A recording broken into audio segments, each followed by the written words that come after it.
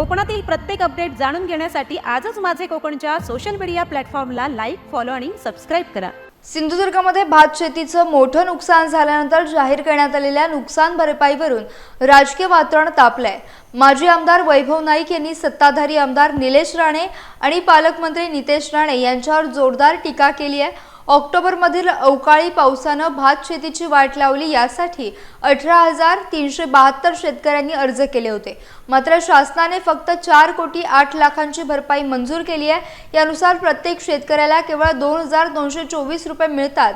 याला शेतकरी मदत म्हणायची का, असा सवाल वैभव नाईक यांनी उपस्थित केला आहे।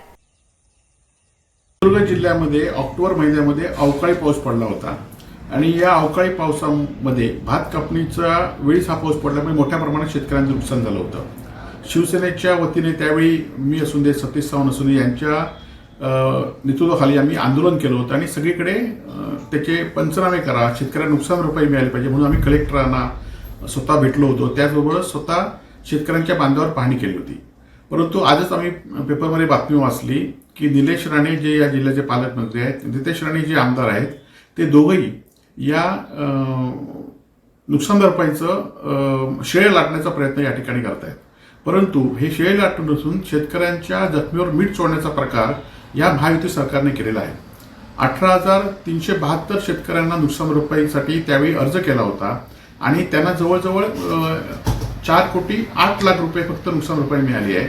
ती प्रत्येकाला आपण डिवाइड केली तर 2,224 रुपये फक्त ही नुकसान भरपाई प्रत्येक शेतकऱ्याला मिळते।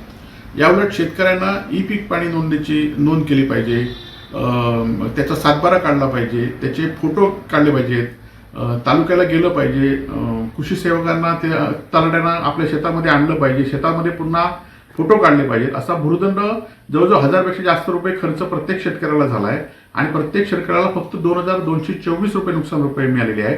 त्यामुळे हे शेतकऱ्यांच्या जखमीवर मीठ चोळण्याचा प्रकार आहे।